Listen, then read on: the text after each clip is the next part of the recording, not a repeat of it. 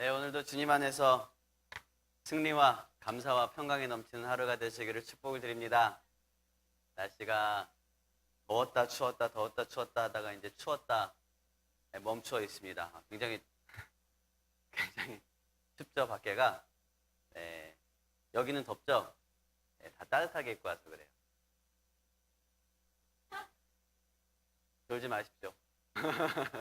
오늘 졸기 딱 좋은 날씨입니다.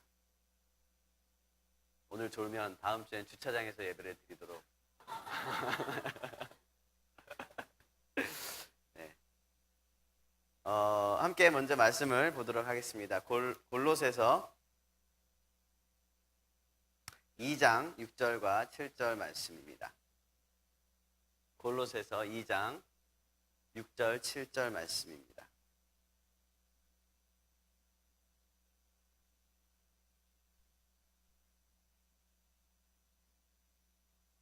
우리 한 목소리로 같이 읽도록 하겠습니다. 제가 가진 성경 신약 325쪽에 있습니다. 6절과 7절 말씀 함께 했습니다. 시작. 그러므로 너희가 그리스도 예수를 주로 받았으니 그 안에서 행하되 그 안에 뿌리를 박으며 세움을 받아 교훈을 받은 대로 믿음에 굳게 서서 감사함을 넘치게 하라. 아멘. 여러분, 감사가 넘치십니까? 아멘. 여러분의 삶 속에서 감사가 풍성하게 넘치시길 바랍니다. 오늘은 추수감사주일입니다. 여러분, 추수감사주일이 뭔지 아시죠? 추수감사주일은 쉽게 얘기하면 농사를 짓고 결실하는 시기에 추수를 하고 나서 그 추수에 대한 감사를 올려드리는 절기입니다.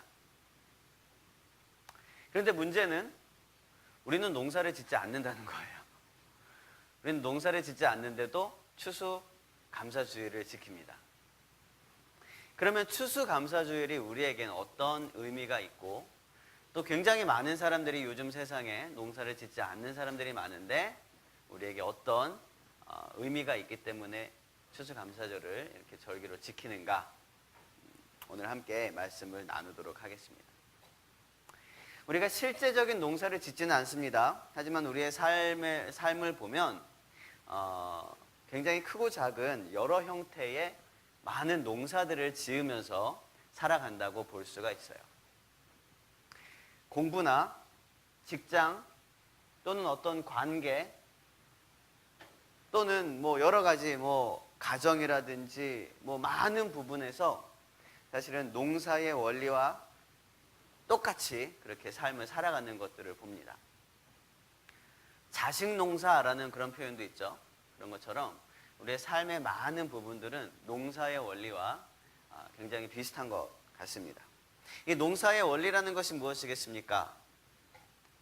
뿌린 대로 거둔다는 거죠.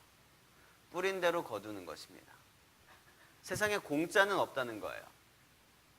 이게 이제 농사의 원리인데요. 또 오랜 시간 동안 기다려야지 열매를 볼 수 있는 인내와 인고의 그런 시간과의 싸움, 이게 농사라는 거예요. 하지만 또 그것만으로는 안 됩니다. 그것보다 더 큰 요인이 뭐냐면 이 바람, 계절별로 따사로운 햇빛, 이렇게 사람으로는 어떻게 할 수 없는 요소들을 다 포함한 것, 그런 과정들을 거쳐야만 비로소 열매를 맺을 수 있게 되는 것이 바로 농사라는 것이고 농사의 원리라는 것입니다. 이런 농사의 원리를 통해서 우리는 추수감사를 고백할 수 있습니다.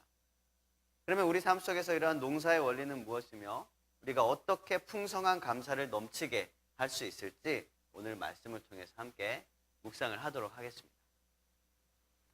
넘치는 감사를 위해서 가장 먼저 필요한 것은요, 인내라는 것입니다. 우리 따라해 봅시다. 인내라는 것입니다. 오늘 말씀을 보니까 7절 말씀을 보면 그 안에 뿌리를 박으며 라는 표현이 있습니다. 뿌리를 박는다고 표현을 하고 있어요. 여러분 뿌리를 박을 때는 깊이 박는 게 좋아요? 얕게 박는 게 좋아요? 적당히 박는 게 좋죠. 너무 깊게 박으면 나지 않고 썩어서 없어지고 적당히 박는 게 좋은데 굳이 조금 더 얘기하자면 깊이 박는 것이 훨씬 좋겠죠. 적당한 선에서. 왜냐하면 뿌리를 얕게 박으면 어떻게 됩니까? 금방 넘어져 버리고 뿌리가 뽑혀 버리고 뿌리가 깊이 자라지 못하게 될 것입니다. 흔들리지 않게 하기 위해서 우리는 뿌리를 깊이 박아야 합니다. 깊이 뿌리를 박는다는 것은 인내의 시간입니다. 결코 쉬운 일이 아닙니다. 땅을 깊이 파야 되고요. 또 뿌리를 내리고도 좋은 흙에서 깊숙이 자랄 때까지 기다려야 합니다. 뿌리를 깊이 박는 동안에는 열매가 보이지도 않습니다. 열매를 상상할 수도 없는 그런 작은 씨앗 하나를 땅속에 심는 과정인 것이죠.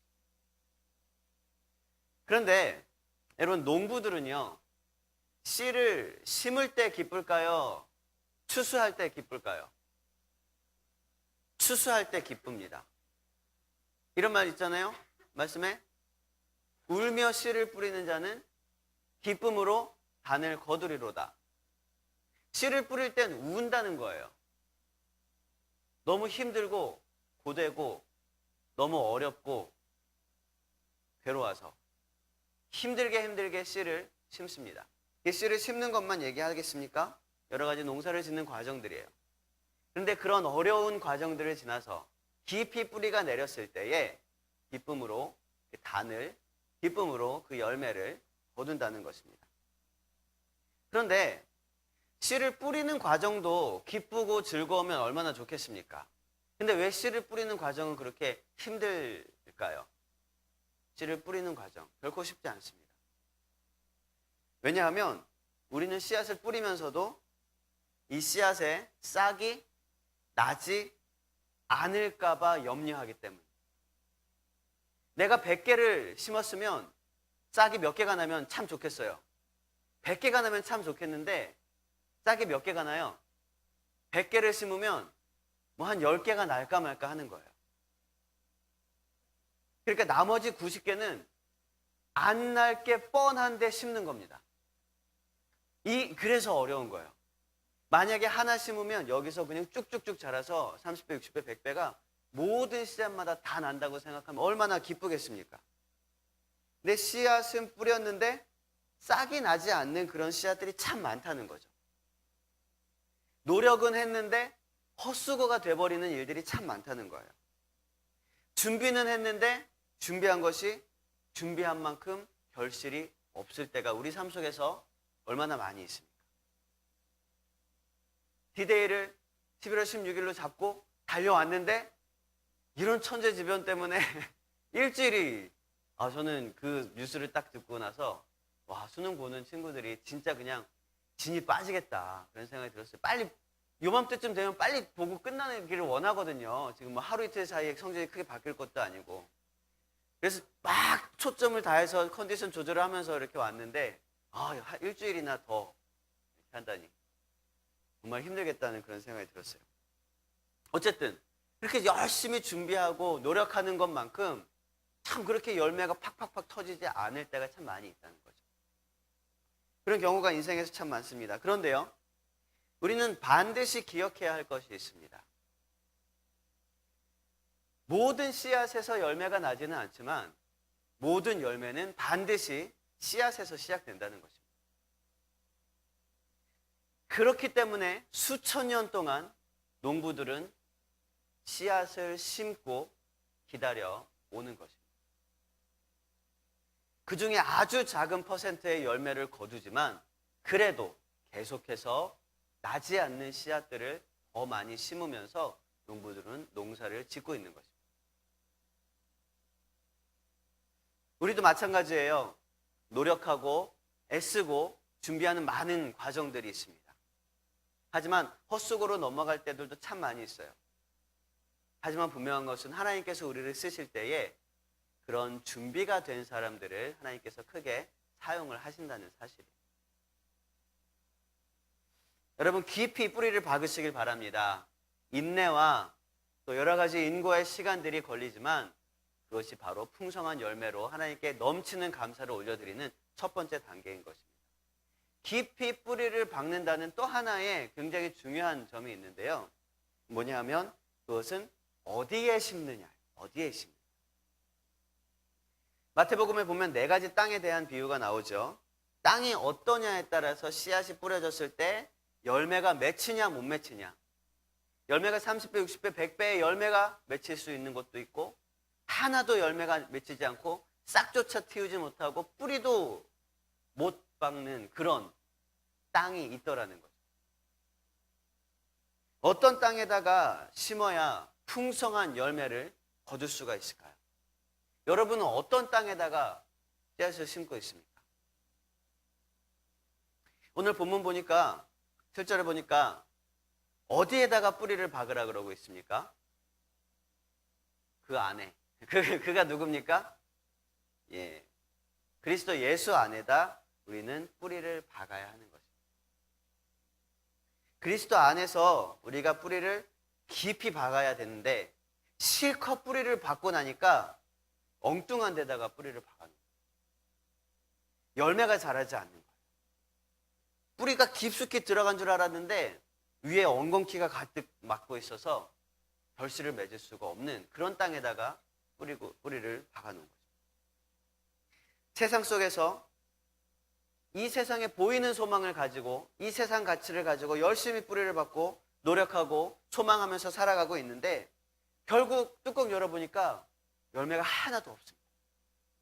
결국 허망한 것, 허탈하고 아무것도 거둘 수 없는 그런 땅에다가 뿌리를 박고 씨앗을 뿌리고 있었던 것은 아닌가라는 걸 우리가 점검해야 한다는 거죠.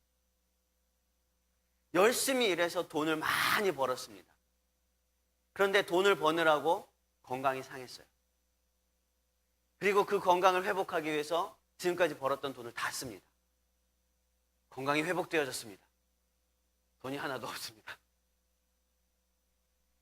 나무롭지 않은 큰 집을 샀습니다. 그런데 집 대출을 갚기 위해서 맞벌이 부부로 나서면서 집은 텅텅 비어서 그냥 집은 집대로 그냥 빈 집만 있어요. 일평생 아껴서 자녀들 교육시키고 좋은 대학 보내고 노후 준비도 잘 해놨습니다. 근데 노년에 자녀들이 재산 다툼 때문에 뿔뿔이 흩어져서 얼굴도 제대로 보지 못합니다. 여러분, 제가 말씀드린 이런 예화들이 보기 힘든 일들입니까? 정말 어쩌다가 일어나는 그런 일들입니까? 그렇지 않습니다.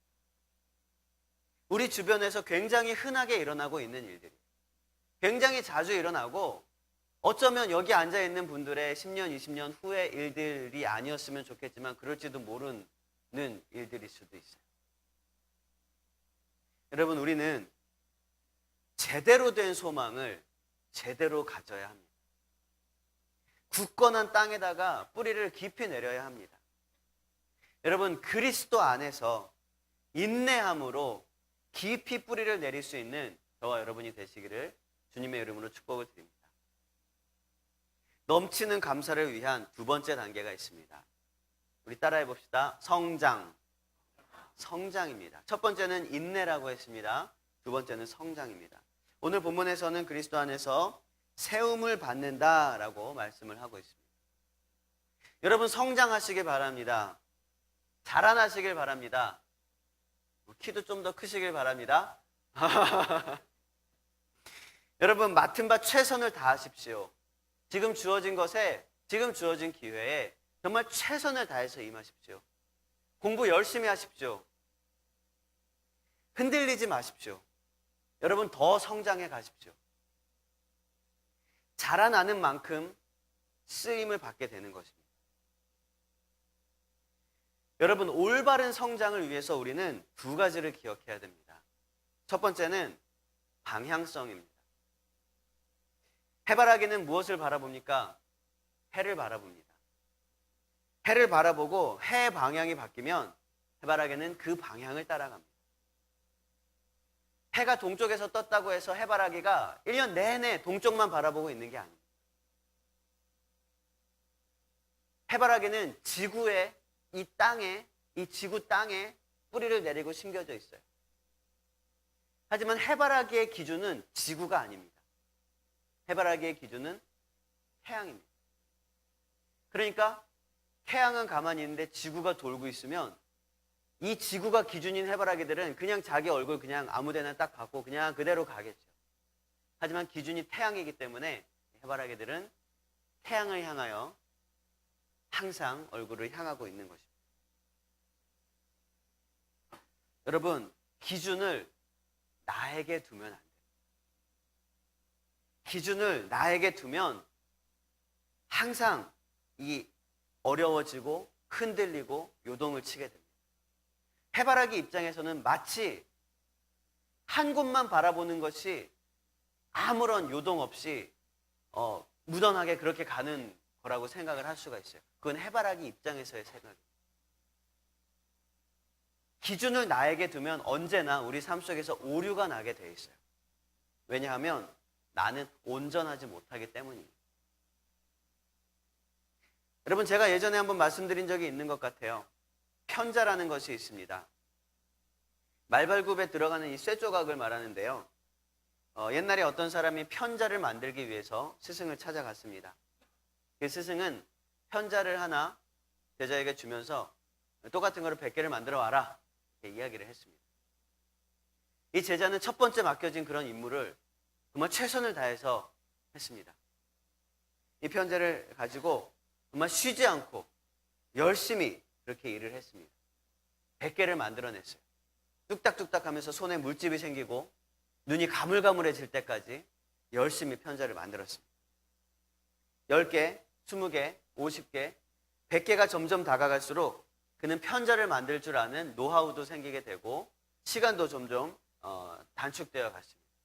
연장을 다루는 솜씨도 점점점 늘어갔습니다. 드디어 마지막 100번째 편자를 완성하고 스승에게 가지고 갔어요. 기쁜 마음에.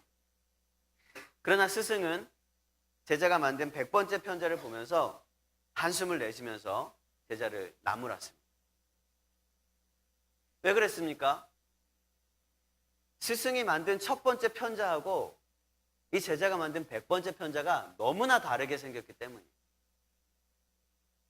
그 이유는 제자가 첫 번째 편자를 만들고 두 번째 편자를 만들 때는 자기가 만든 첫 번째 거를 보고 만들고 세 번째를 만들 때는 자기가 만든 두 번째 거를 보고 또 만들고 그렇게 100개까지 만들어 간 거예요. 그러니까 조금씩 비교할 수 없을 만큼 조금씩 눈치채지 못하게 조금씩 모양이 변하더니 결국은 전혀 다른 모양이 되고 말았다는 거예요. 이 제자가 열심히 일을 하지 않았습니까? 이 제자가 열정이 없었습니까? 노력이 부족했습니까? 아닙니다. 최선을 다했고요. 손에 물집이 잡히도록 정말 몇 날 며칠을 밤을 새서 열심히 했습니다. 노력을 했습니다. 그런데 그의 방향성이 잘못되어 있었던 거예요.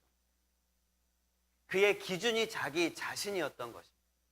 자기가 만든 것이 다음에 만드는 것의 기준이 돼요. 그 다음에 만드는 것도 자기가 만드는 것이요.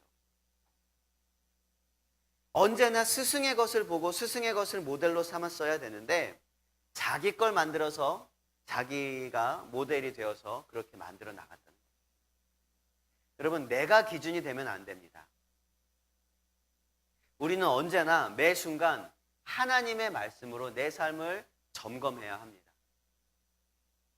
항상 내 삶을 점검해 나가야 돼요.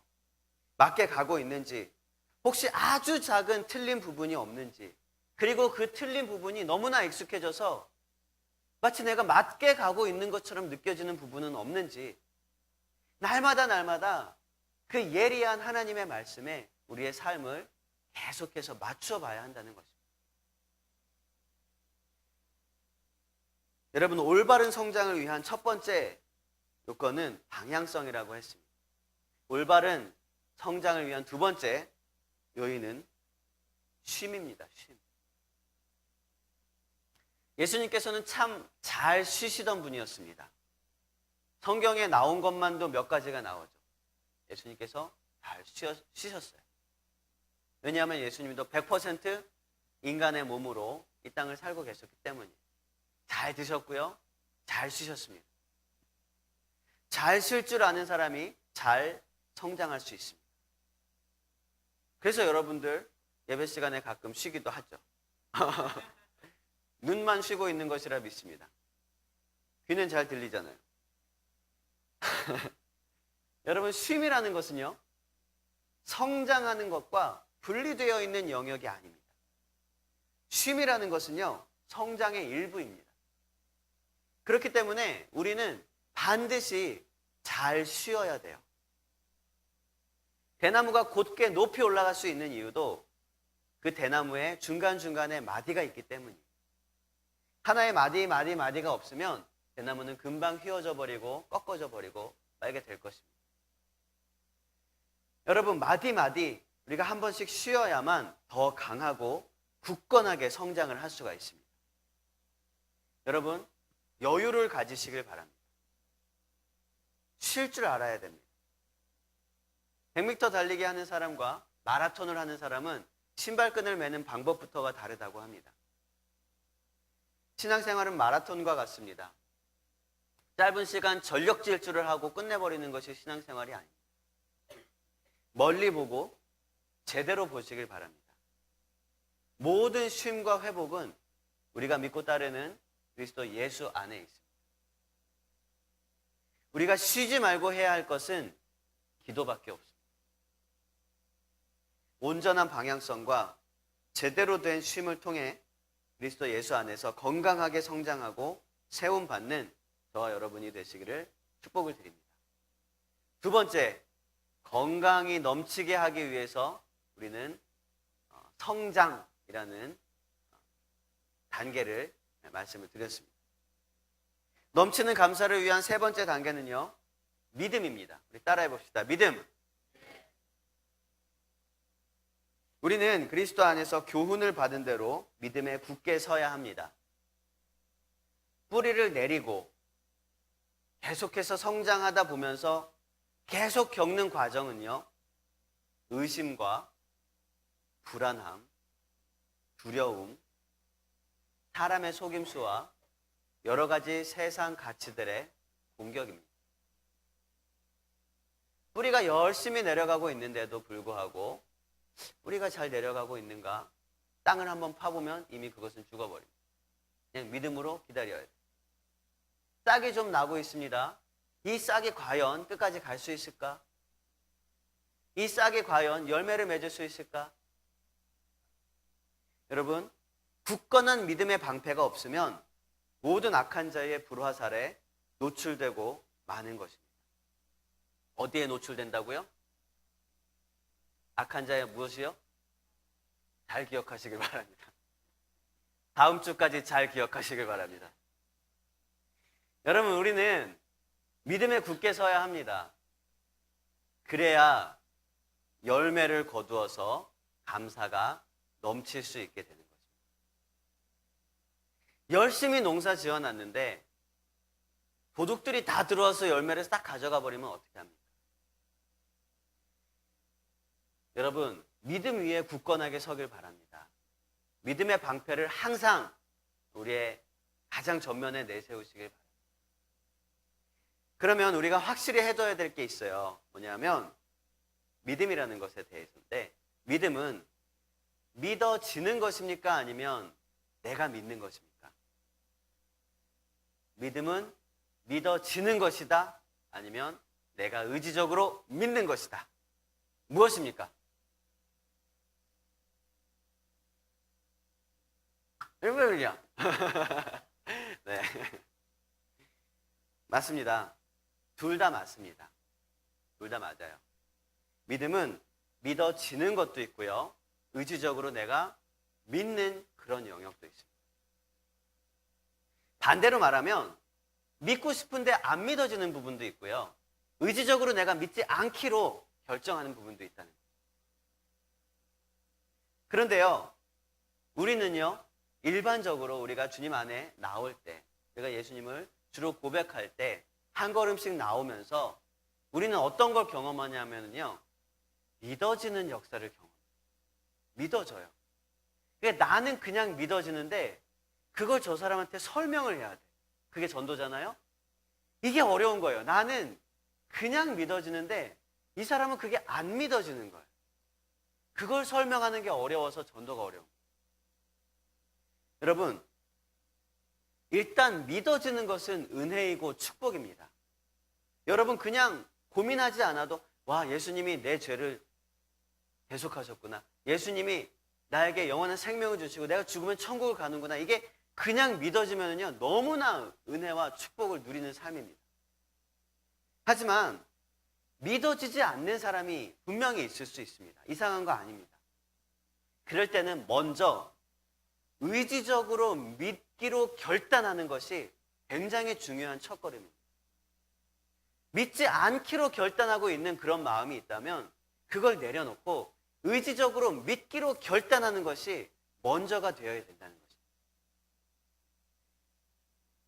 왜냐하면 여러 가지 세상의 부정적인 이야기나 세상 가치나 눈에 보이는 모든 것들 때문에 믿지 않기로 결단하는 경우가 상당히 많기 때문입니다. 그리스도인들 중에서도 마찬가지. 교회는 나옵니다. 부모님 때문에, 가족들 때문에 어쩔 수 없이 나와서 앉아는 있습니다. 하지만 마음 한편에는 믿지 않기로 결단을 하고 의지적으로 선택하고 그러면서 신앙생활만 그냥 자기 마음속에 안위만 가지고 가는 경우들이 참 많이 있다는 거예요. 내가 믿으면 뭔가 더 손해를 볼 것 같고 바보 같아져 보일 것 같고 이해도 되지 않을 것 같아서 믿지 않기로 결단해 놓고는 믿는 자들을 조롱하고 믿는 자들을 비웃고 때로는 탄압하기도 하는 것이죠. 어쩔 때는 날 전도해봐라 라고 얘기를 하지만 마음속에는 믿지 않기로 의지적으로 결단을 하고 있습니다. 아무리 설명해도 믿지 않습니다. 그런 사람 참 많이 봤습니다. 인터넷이나 이런 데서 무신론자들이나 이단들이랑 댓글 논쟁들을 가끔씩 할 때가 있어요. 근데요, 정말 끝이 나지 않습니다. 저도 하는 데까지 좀 해보거든요. 근데 안 되더라고요. 안 돼요. 왜냐하면 그들은 믿지 않기로 결단을 하고 있기 때문에 모든 질문에 설명에 다 이렇게 얘기를 해도 이게 설명이 된다고 해서 믿는 게 아니에요. 그래서 우리 안에는 먼저 믿기로 의지적으로 결단하는 그 고백이 한 걸음 나아가야 한다는 것입니다. 여러분, 감사는 믿음 위에 있습니다. 그리스도 안에서 교훈을 받은 대로 하나님의 말씀을 들은 대로 은혜를 받은 그대로 믿음 위에 굳건하게 서야 하는 것입니다. 믿음 위에 굳건히 서서 넘치는 감사가 풍성한 그런 저와 여러분이 되시기를 축복을 드립니다. 말씀을 정리하겠습니다.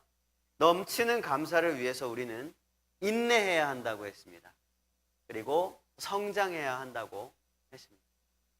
그리고 우리는 성장을 할 때에 올바른 방향으로 건강하게 세움을 받아야 한다 했습니다. 또한 그리스도 안에서 교훈을 받은 대로 그 말씀 그대로 믿음에 굳게 서야 한다고 말씀을 드렸습니다. 여러분, 그러나 농사에서 풍년과 흉년을 좌우하는 것은 농부의 어떠한 노력보다 그 해의 날씨에 달려있는 경우가 참 많이 있어요. 아무리 열심히 농사를 짓고 아무리 제때에 좋은 땅에다가 뿌리를 깊이 내리고 기다리고 잘 자라게 성장하고 그렇게 살아간다고 해도 홍수 한 번만 밀어치면 가뭄 한 번만 들어버리면 결실은 하나도 얻지 못하게 됩니다. 또 그 누구도 가꾸지 않는 밭이라고 해도 그냥 어디선가 바람결에 날라와 씨앗이 뿌리가 내려지고 좋은 햇빛과 또 기름진 그런 옥토와 또 좋은 빗방울만 있으면 아무런 노력이 없어도 참 맛있는 열매들이 맺히는 것도 봅니다. 여러분, 우리의 감사가 풍성하게 넘치게 되는 것도 마찬가지입니다. 제가 방금 드린 말씀은 그런 넘치는 감사들에 대한 우리가 할 수 있는 최소한의 방법들인 거예요. 하지만 전적인 주권은 하나님 안에 있습니다. 우리의 어떠함으로 인하여 감사가 넘치는 것이 아니라 하나님의 어떠하심으로 인하여 우리의 삶 속에서 감사가 넘치는 것입니다. 그래서 우리는요, 하나님 앞에 나갈 수 있는 기대하는 거죠. 하나님의 어떠하심이 바로 우리가 궁극적으로 감사하며 찬양하며 기뻐하며 예배할 수 있는 그런 이유가 되기 때문입니다.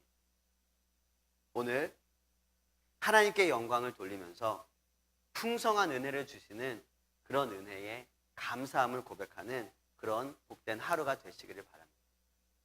추수 감사주일입니다. 우리의 삶 속에 각양각색의 여러 가지 농사를 짓고 있는데 그 모든 것들 안에서 하나님께서 좋은 날씨와 좋은 토양과 좋은 비와 바람을 주셔서 풍성한 은혜로 열매를 풍성하게 하나님께 영광 돌릴 수 있는 그런 저와 여러분이 되시기를 주님의 이름으로 축복을 드립니다. 우리 함께 찬양하고 기도하도록 하겠습니다. 하나님, 내가 오늘 숨쉬고 있는 것도 감사합니다. 하나님, 나의 어떠함과 상관없이 하나님의 어떠하심 때문에 나를 구원하셨는데요, 그 구원 무엇과 바꿀 수 없는 감사입니다. 때로는 되게 하심도 때로는 안 되게 하심도 하나님의 은혜 가운데 있는 감사의 제목임을 고백합니다. 나의 주인 되어주심에 감사를 드립니다. 우리 이 시간 찬양하고 기도하도록 하겠습니다.